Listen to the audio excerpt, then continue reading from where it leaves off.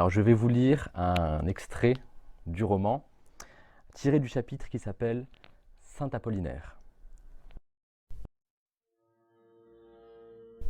Le silence reparut. Avec lui, le froid. Son corps se raidit sous sa piqûre. Il se redressa, les yeux gorgés d'un liquide brûlant. Sa paupière laissa échapper la première larme. Tic, fit-elle en éclatant sur les dalles craquelées. Il se retourna à ce moment, droit comme les colonnes soutenant le plafond, les bras tendus vers l'avant, les paumes désignant l'autel au fond de la salle.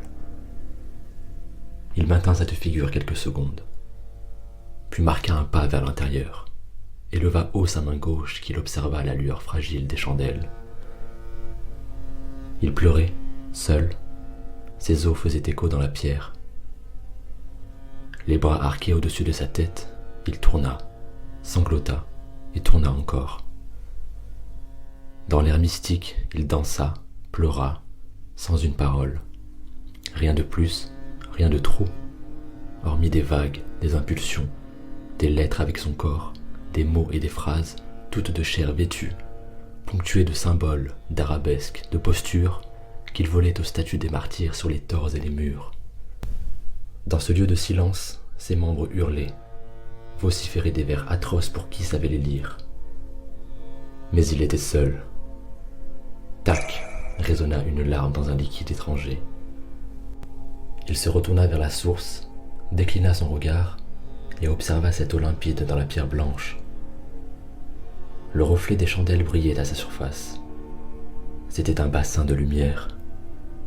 Il leva le visage vers les voûtes et écarta les bras, les paumes tournées vers leur courbure parfaite.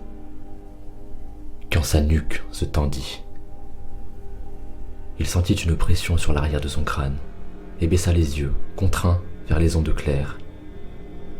Les doigts agrippés à la bordure du bénitier, Adam souhaitait se dépêtrer de son halo. Il désirait les ombres. Pourtant, l'emprise sur sa tête se renforça. Le dos voûté, il luttait contre cette main puissante. Rien n'y faisait. Quelqu'un le força à s'agenouiller. Son nez frôla la surface de l'eau, puis la pénétra contre sa volonté.